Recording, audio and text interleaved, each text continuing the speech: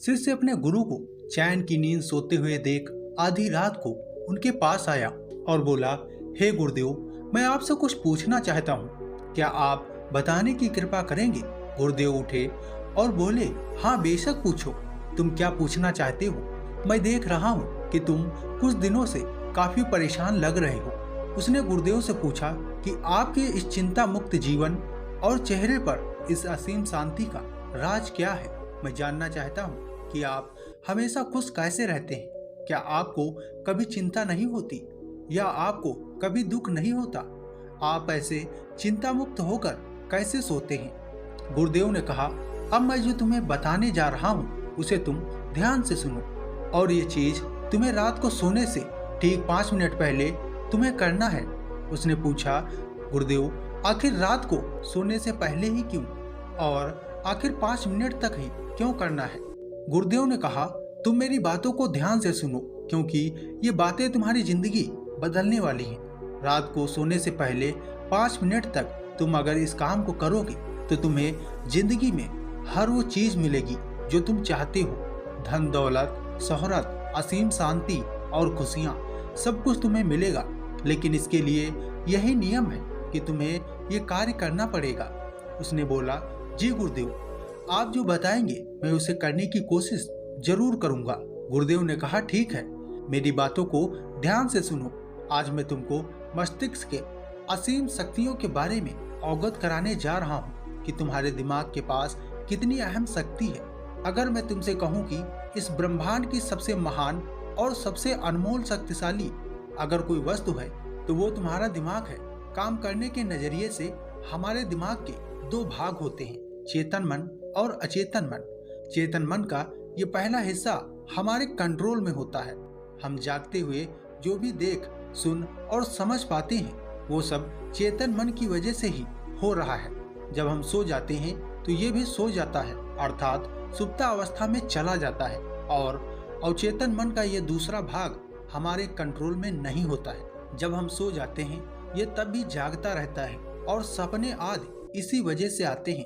चेतन मन और अचेतन मन को एक उदाहरण के द्वारा समझा जा सकता है। जब भी कोई व्यक्ति पहली बार मोटर बाइक चलाना सीख रहा होता है तो उसे मोटर बाइक को ध्यान पूर्वक नियंत्रित करना होता है।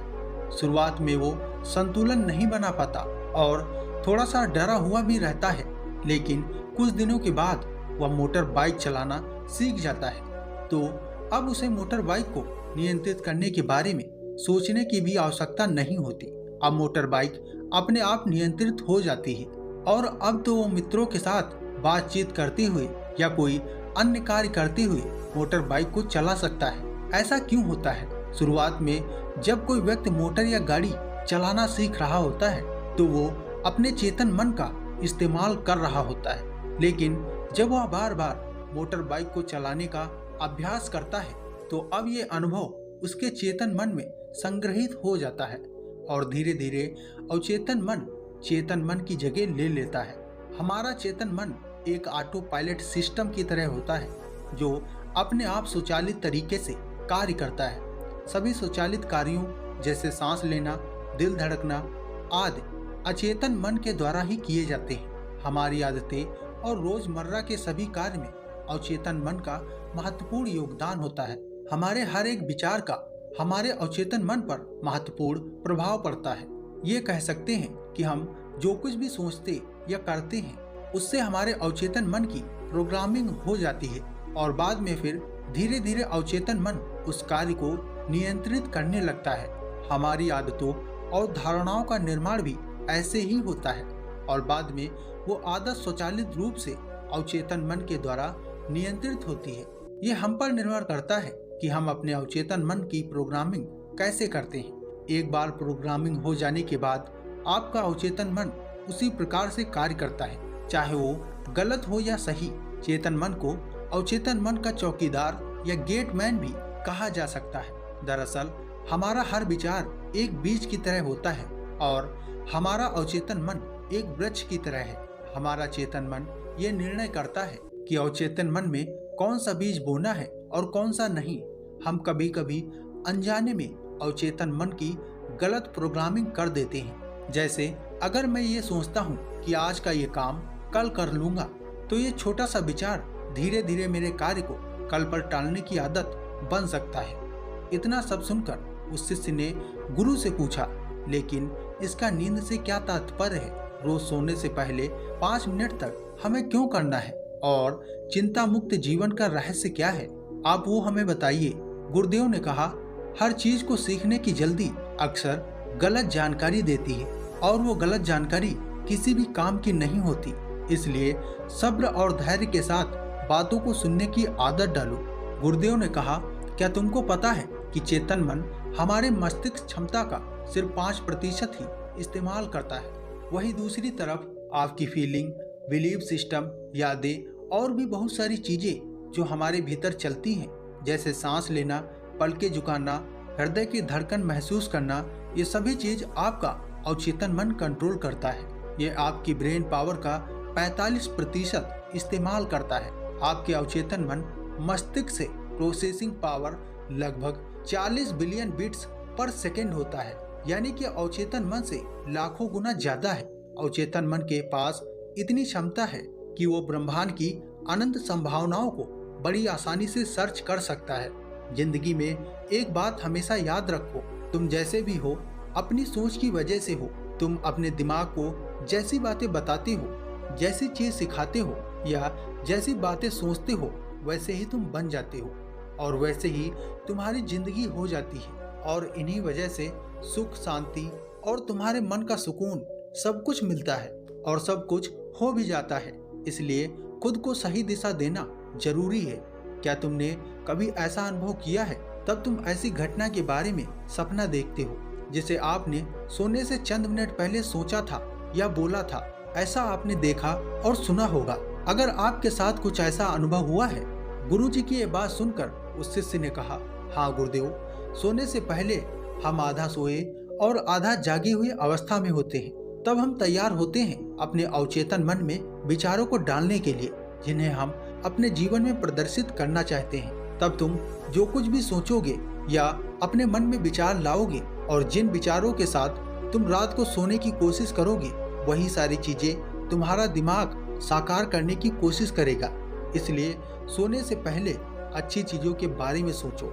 अच्छी चीजों के बारे में हम जो सपना देख रहे हैं, जिसे हम पूरा करना चाहते हैं, उससे मिलते जुलते सकारात्मक विचार आप इसी समय में अपने अवचेतन मन में सीधा प्रवेश कर सकते हैं। इसके लिए 2 तरीके हैं। सबसे पहला तरीका है, तुम सोने से पहले सिर्फ उन चीजों के बारे में सोचो जो तुम्हें सुकून दे, जो शांति दे, जिससे तुम्हारा मन हल्का हो। आंख बंद करके तुम ये सोचो कि आज का पूरा दिन बिताकर मैं हमेशा की तरह ये आज के आखिरी 10 मिनट खुद को दे रहा हूँ। मैं सबसे पहले उनको माफ करता हूँ जिन्होंने मुझ पर गुस्सा किया।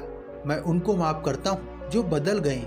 मैं उन सब उम्मीदों को खुद से अलग करता हूँ जो किसी और इंसान पर टिकी हुई हैं।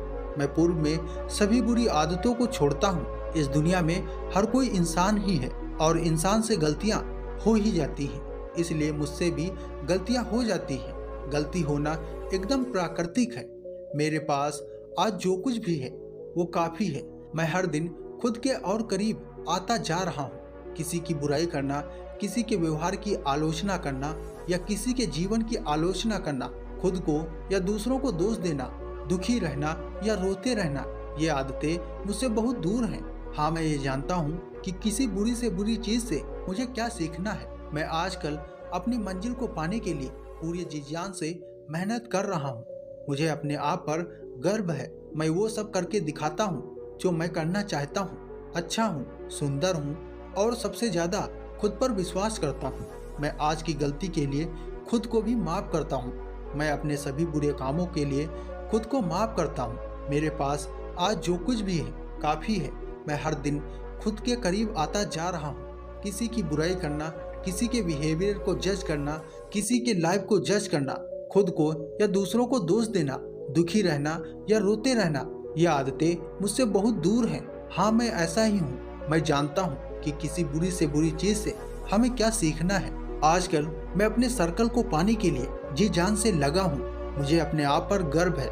मैं वो सब करके दिखाता हूँ जो मैं करना चाहता हूँ। मैं अच्छा हूँ, सुंदर हूँ और दूसरों से ज़्यादा खुद पर विश्वास करता हूँ। मैं आज की गलतियों के लिए भी मैं खुद को माफ़ करता हूँ। मैं अपने सभी बुरे कर्मों के लिए खुद को माफ़ करता हूँ। मेरे घर वालों के साथ मेरा संबंध मजबूत है। मैं अपने गुस्से को इसी वक्त खुद से अलग करता हूँ। मैं हर तरह के डर को इसी तरह से खुद से अलग करता हूँ। मैं मानता हूँ कि आज के दिन मुझे कोई एक नई सीख मिली है। मैं समझता हूँ कि आज का दिन चला गया है, लेकिन मैं ठीक हूँ। मेरा शरीर स्वस्थ है। अंतिम में तथागत ने कहा, अगर तुम रोज 5 मिनट तक ये बातें खुद को बताते हो तो तुम्हारा दिमाग तुम्हें यकीन दिलाएगा कि जीवन में कितनी शांति है, कितना सुकून है। तो दोस्तों, उम्मीद करता हूँ ये कहानी आपको पसंद आई होगी। अगर ये कहानी आपको पसंद आई है तो अपने दोस्तों को शेयर करें और वीडियो को लाइक करके चैनल को सब्सक्राइब करना ना भूलें। हम फिर मिलते हैं एक ऐसी ही कहानी के साथ एक नए वीडियो में। तब तक के लिए आप अपना ख्याल रखें। धन्यवाद।